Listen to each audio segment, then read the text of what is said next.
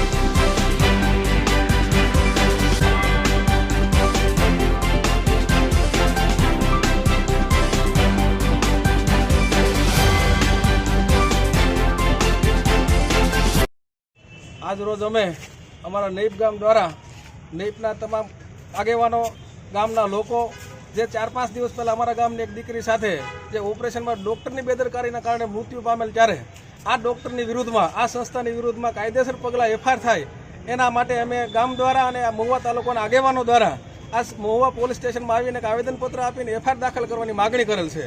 આગામી દિવસોમાં જો 48 કલાકમાં એફઆઈઆર દાખલ નહીં થાય તો અમે ઉગ્રથી ઉગ્ર આંદોલન કરશું તેમજ કાજલબેનને ન્યાય અપાવીને જંપીશું.